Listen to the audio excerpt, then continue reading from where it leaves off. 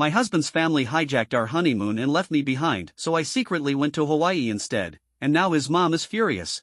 The last few days have felt like something ripped straight out of a bad soap opera. If you had told me a week ago that my own husband, the man I just married, would treat me like some disposable afterthought, I would have laughed in your face. And yet, here I am.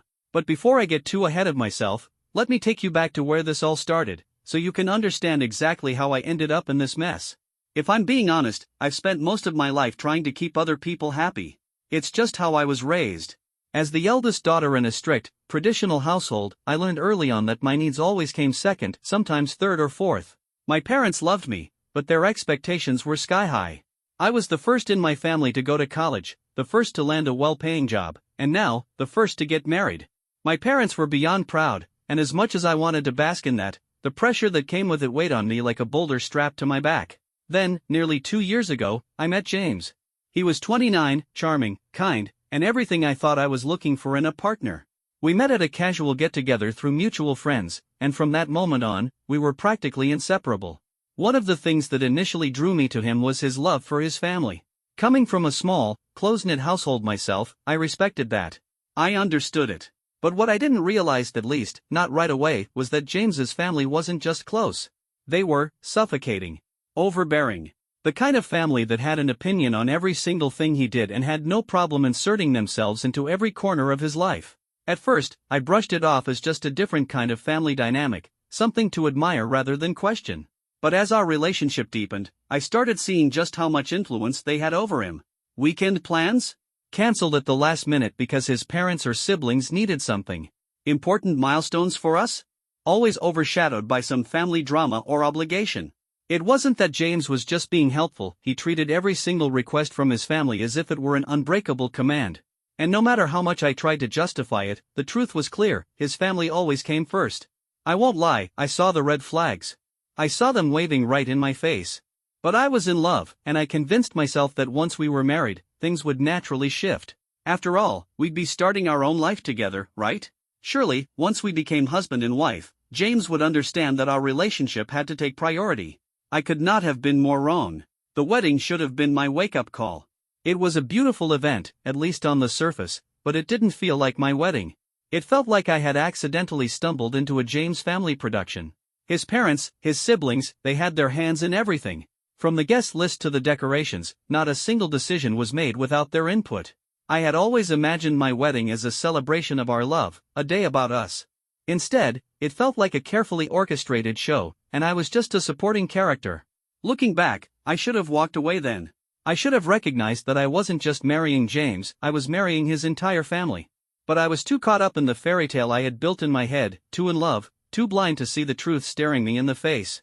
So, I swallowed my frustration, forced a smile, and told myself that once the wedding chaos was over, everything would fall into place. It didn't. After the wedding, I was beyond excited for our honeymoon. It was supposed to be our chance to finally breathe, to escape from all the stress and just be together. We had planned a 2-week trip to Bali, a dream destination for both of us. Well, sort of. I had originally wanted to go to Europe, but James insisted on somewhere his family had been before, somewhere they could personally recommend. I wasn't thrilled, but I figured Bali was still an amazing destination, and no matter where we went, the important thing was that we'd be alone together. I could not have been more wrong. The day after the wedding, we were supposed to head to the airport in the late afternoon. James had been acting a little off since the night before, but I assumed it was just exhaustion.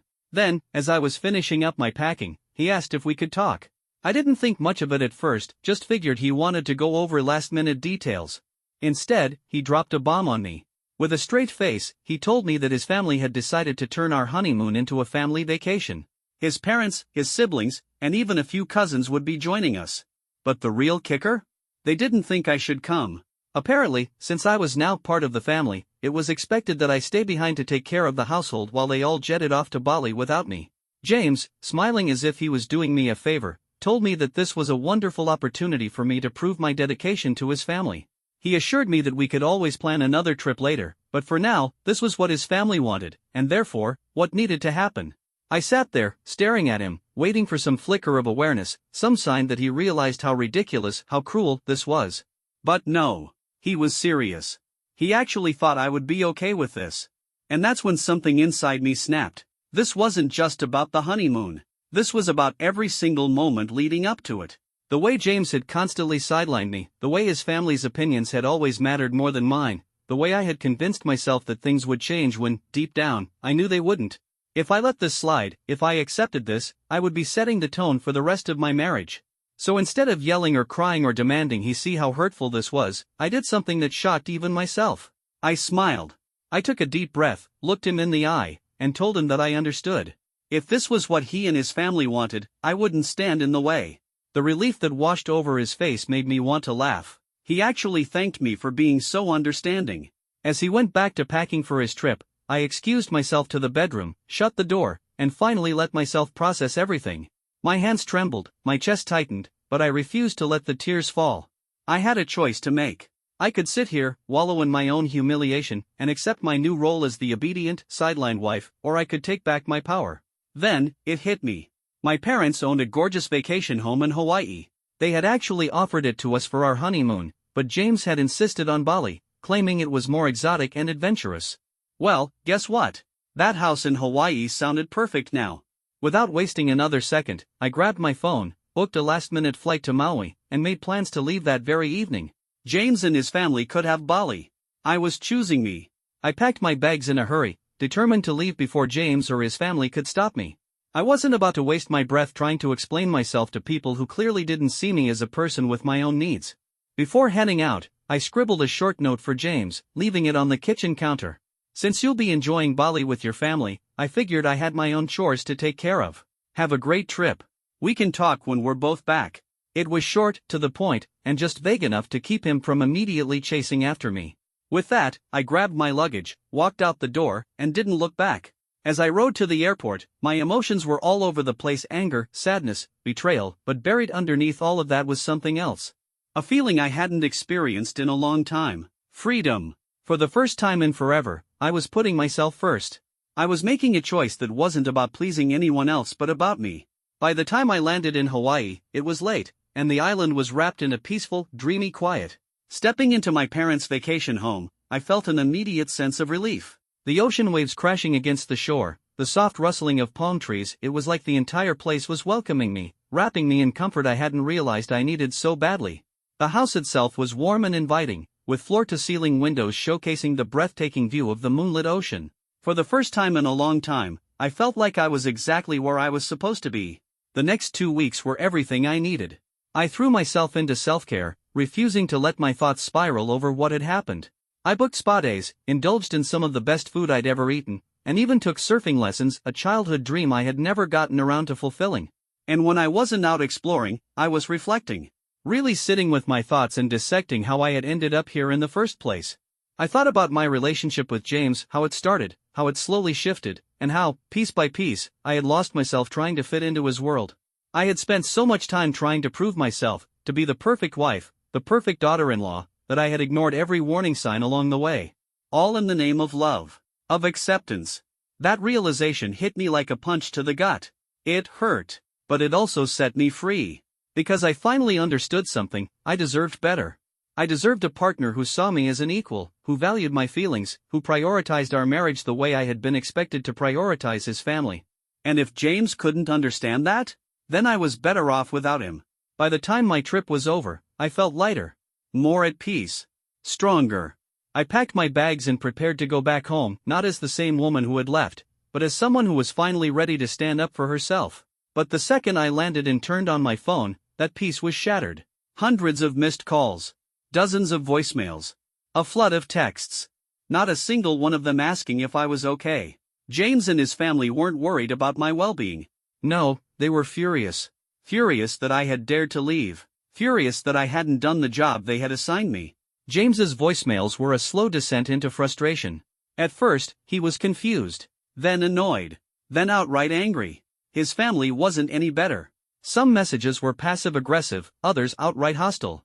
His mother's text was particularly scathing, calling me ungrateful and accusing me of disrespecting their family traditions. Apparently, I had missed my chance to prove my worth as a daughter-in-law, and they were all deeply disappointed in me. James's sister jumped in too, her texts dripping with condescension. She called me a disgrace to their family, accusing me of being disrespectful for not following their rules and traditions. But the part that really set my blood boiling? She had the audacity to take jabs at my family, calling us ill-mannered and making comments about how we lacked proper upbringing. That was the moment my anger turned ice cold. They could insult me all they wanted. I could handle that. But dragging my family into this? That was a line they should have never crossed. And in that moment of fury, everything became crystal clear. I had made the right decision. Their reactions, their entitlement, their complete disregard for how I felt only confirmed what I already knew. These people didn't see me as a person. They saw me as someone who was supposed to fall in line, no questions asked. I immediately told my parents to cut off all contact with James and his family.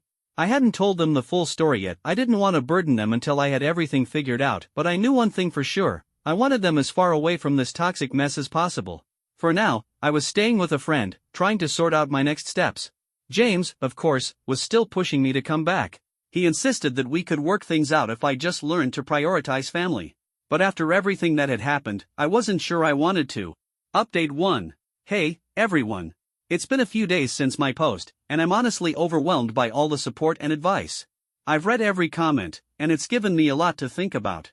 After my initial post, James called again, this time, his voice laced with desperation. He told me his family was pressuring him to resolve the situation, and get this, they were willing to forgive me if I apologized. I almost dropped my phone. Forgive me? For what exactly? For not bowing to their absurd demands? For daring to choose my own happiness for once? I could feel my temper rising, but I forced myself to stay calm. Instead of saying something I'd regret, I simply told him I needed more time to think and hung up. Thankfully, my friend has been my rock through all of this. She's been reminding me daily that I don't have to prove my worth to anyone, least of all a family that treats me like a servant. We've spent hours talking things through, and with every conversation, I feel more confident that walking away might just be the best decision I've ever made. Eventually, I reached out to my parents. Telling them the truth was hard. My mom, who had been so excited for my wedding, was heartbroken. My dad? Livid, they immediately offered their full support, even suggesting I move back home for a while to clear my head. And honestly, the idea is tempting. Especially considering the non-stop messages I'm still getting from James and his family. James has been relentless. His texts and voicemails swing between guilt-tripping and bargaining. First, he tried playing the "but we took vows" card, asking if I really wanted to throw away our marriage over a misunderstanding. When that didn't work, he tried reasoning with me. If I just came back, he said, his family would let it go. As if this was some favor they were willing to grant me.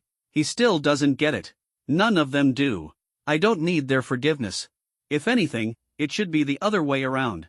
And the more I think about it, the more I realize there's no going back from this. Things have taken a turn for the worse. James's family has gone from being an annoying, overbearing presence in my life to outright harassment. They've been relentlessly hounding my parents, demanding to know where I am, acting like I had committed a crime by choosing my own well-being over their ridiculous expectations. The other day, they caused such a scene at my parents' house that the neighbors had to get involved. My poor mom, always the composed one, was desperately trying to stay calm while they hurled vile accusations at her, blaming her for ruining their family's reputation. Imagine that. As if they weren't the ones who turned my honeymoon into a family vacation and expected me to stay behind to do housework like some unpaid servant. By the time they finally left, the whole neighborhood was buzzing with gossip. And I was left wondering, is this really what my life would look like from now on? Would I spend the rest of my marriage running myself ragged, bending over backward to please these ungrateful, appalling people only to never be good enough? Was this what I unknowingly signed up for when I said I do? The thought made me sick. After that fiasco, I knew I couldn't stay silent anymore. I picked up my phone, dialed James's number, and for the first time in our entire relationship, I let him have it. I told him plain and simple that if he thought for 1 second I was going to apologize to anyone in his family, he was out of his damn mind. They were the ones who owed me an apology. They were the ones who had disrespected me, humiliated my family, and treated me like a damn doormat. If anyone needed to beg for forgiveness, it sure as hell wasn't me. I could tell he wasn't expecting this level of fire from me. His silence stretched for a beat, and then he started stammering, probably gearing up to defend their behavior with one of his usual weak excuses. But I wasn't in the mood. I cut him off before he could get a word in. I told him, very clearly, that he needed to sort this mess out because I wasn't about to waste another second trying to fix something I didn't break. I owed him and his family nothing, and if he so much as considered taking their side in this, he would lose me. Then I hung up. My hands were shaking, my chest was tight with adrenaline, but I felt relieved. I didn't have it in me to listen to his half-baked justifications anymore. Every time he tried to explain things away, it only confirmed what I had been too blind to see before. He never truly valued my feelings. Or maybe he just didn't care enough to try. Since that call, I've been taking a hard look at my life and my relationship, trying to figure out my next move. And the more I think about it, the more I realize I don't want to go back. For as long as I can remember, I've been the one making the sacrifices. The one compromising. The one bending and stretching just to make things work. But this? This is where I draw the line. I am done putting my own happiness on the back burner for people who refuse to respect me. I know the road ahead won't be easy, but for the first time in years, I feel like I'm in control of my own life again.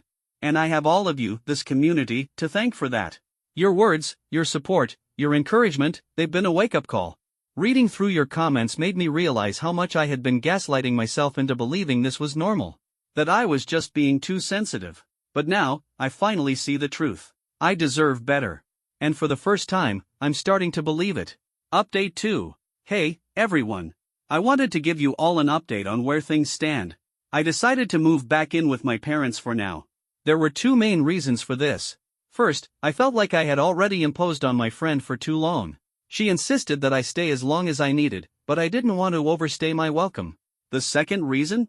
I didn't want my parents to face James's family alone the next time they decided to stir up trouble. Hopefully, there won't be a next time, but at this point, I know better than to make assumptions. Moving back home felt oddly comforting, like I was reclaiming a part of myself that had been buried under all the chaos. My parents were relieved to have me there, and I could see just how worried they had been. For the first time in weeks, I felt surrounded by genuine love, by people who actually cared about my well-being without expecting anything in return. As I started settling into a routine, helping out around the house, clearing my head, something unexpected happened. A stranger reached out to me through a mutual friend. That stranger? James's ex-girlfriend. Her name was Pam, and at first, I had no idea why she wanted to talk to me. But when she told me she had heard about my situation and wanted to offer her support, I was curious. We exchanged a few texts, and eventually, we decided to meet for coffee. Sitting across from Pam was like looking into a mirror. Her story? Uncannily similar to mine. She told me that when she first started dating James, she saw him as a devoted family man, someone who was deeply attached to his loved ones. She admired that about him. Just like I had. But as time passed, things started to shift. Whenever they made plans, somehow, one family member or another would end up tagging along. It was never just the two of them. They had zero privacy.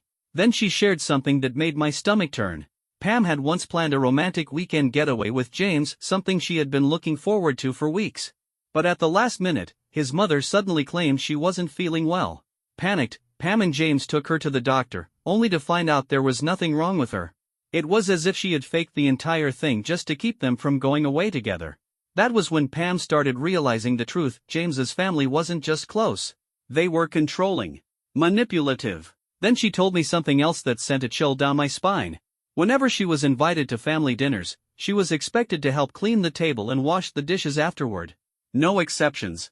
It struck me as odd. In most families, when you invite someone over, they're treated as a guest, not as free labor. But in James's family?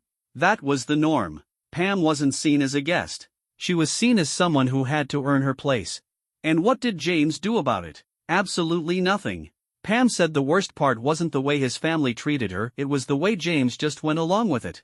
Like it was completely natural. Like he expected her to comply without question. Eventually, it became too much. Pam tried to talk to James about it, hoping he would set some boundaries with his family. But he wouldn't listen. And when she tried to express how she felt, James turned it around on her, accusing her of not trying hard enough. Hearing her say those words made something click inside me. It wasn't just me. James had always been this way. I wasn't some exception. I wasn't the one who had failed to make things work. James was. And for the first time, I wasn't sad about losing him. I was grateful. Pam tried. She really did. She spent months attempting to adapt, convincing herself that James would eventually learn to balance his family and their relationship. But in the end, she realized the truth: nothing was ever going to change. James wasn't just close to his family, he was entrenched in their world, so deeply wrapped up in their expectations that there was no room for anyone else. No matter how much she loved him, no matter how much she tried, she would always come second to them. As I listened to her story, a strange sense of validation washed over me. Everything Pam described, every little detail, every red flag, it all echoed my own experience. It was as if James had a pattern, pulling women into his life, making them think they were building something real, only to suffocate them under the weight of his family's never-ending demands.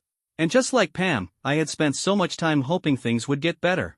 But they wouldn't. If I stayed, I would be trapped in the same cycle forever, always compromising, always bending, always trying to prove my worth to a family that had already decided I didn't deserve their respect. After our conversation, I sat with my feelings for a while: relief, anger, sadness, but most importantly, clarity. I wasn't crazy. I wasn't overreacting. This wasn't just a misunderstanding or a one-time issue. This was who James was. And he was never going to change. That night, I talked things over with my parents. They were as supportive as ever, reassuring me that I deserved better. That a marriage where I was constantly disrespected wasn't a marriage worth fighting for. Pam's story was the final push I needed. I knew, without a shred of doubt, that I wanted out. So I made the call. My lawyer would be notifying James that I was filing for divorce. Now, all I could do was hope the divorce would be easier than everything that led up to it. Update 3. As I mentioned in my last update, I've officially decided to divorce James. It wasn't an easy decision, but it was the best one I could make for myself. The papers are signed, and now I'm just waiting to hear back from James. In the meantime, I've been focusing on rebuilding, pouring my energy into my career, prioritizing my mental well-being, and just trying to reclaim my life. I thought I was finally moving forward. But, of course, nothing in this situation could ever be that simple. The other day, I went to my friend's birthday party, the same friend who took me in when everything first went downhill. She's been my rock through all of this, and she really wanted me to be there. At first, I hesitated. The idea of showing my face after everything that had happened was daunting. I could already hear the whispers, imagine the judgment, people wondering how I went from newlywed to divorcing in a matter of weeks. It felt like the whole world was watching, waiting to see how I would handle the embarrassment. But then, I had a realization. If I hid now, I'd end up hiding forever. I couldn't let the fear of what others might think control my life. So, I went. And to my surprise, it was fine. More than fine. People were much more understanding than I expected. No one seemed overly interested in my personal drama, and for the first time in weeks, I let myself breathe. I relaxed, I laughed, I enjoyed the company of friends. It felt good. It felt normal.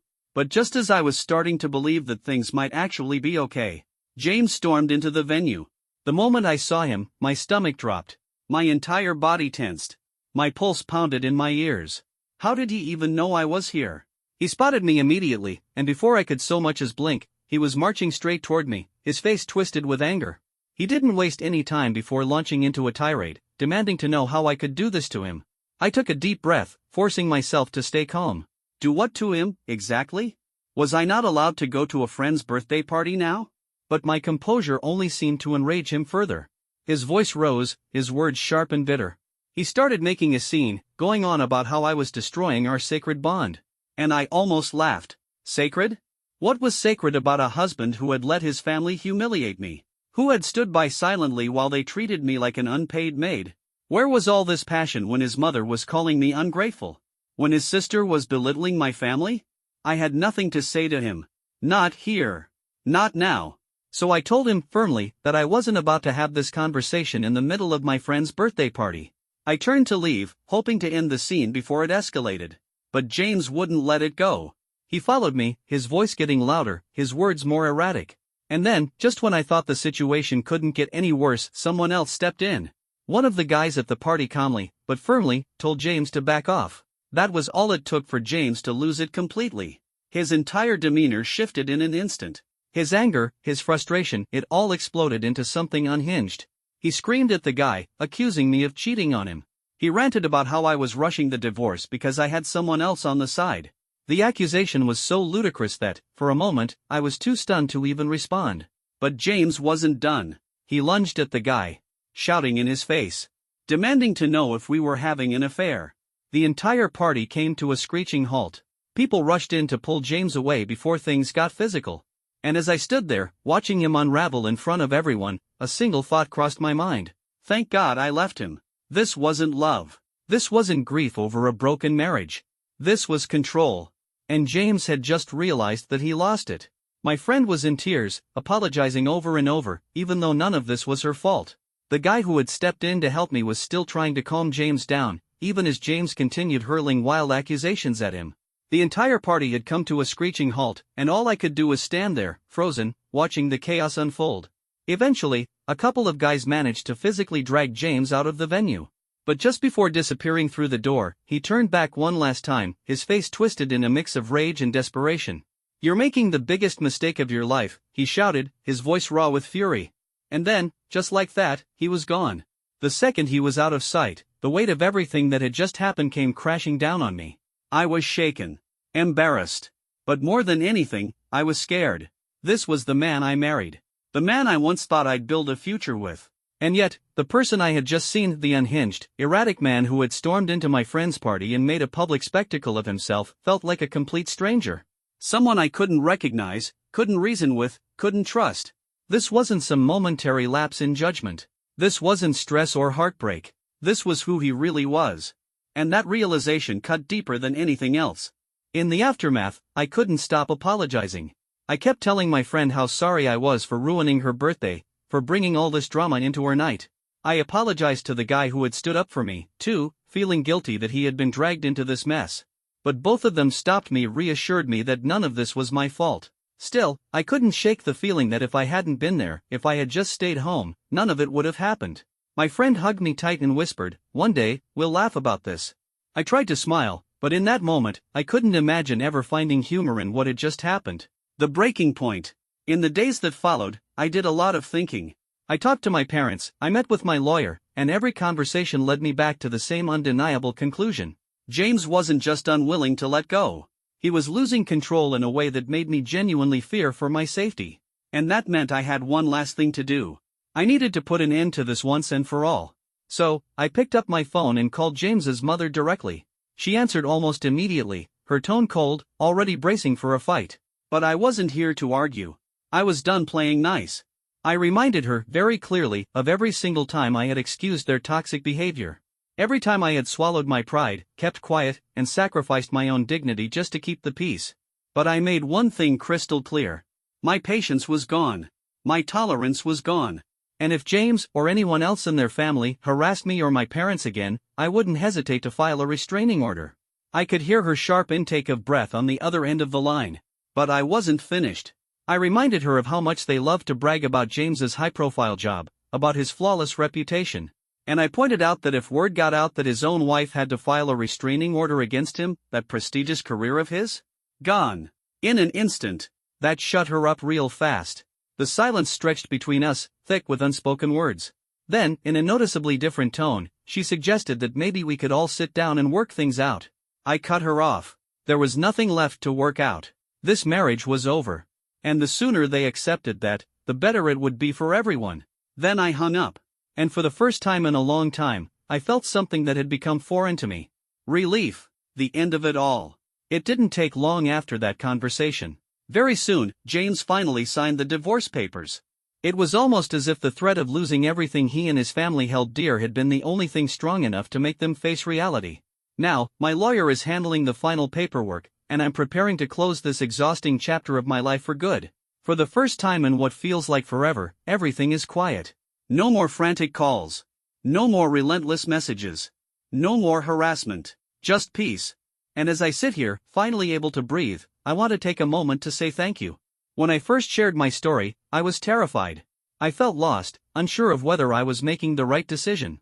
But this community, your support, your advice, your words of encouragement, gave me the strength I didn't even realize I had. You reminded me of something I had forgotten. I deserve better. And now, for the first time in a long time, I actually believe that. I don't know exactly what the future holds, but I know this. I'm walking forward with my head held high. And this time, I'm never looking back.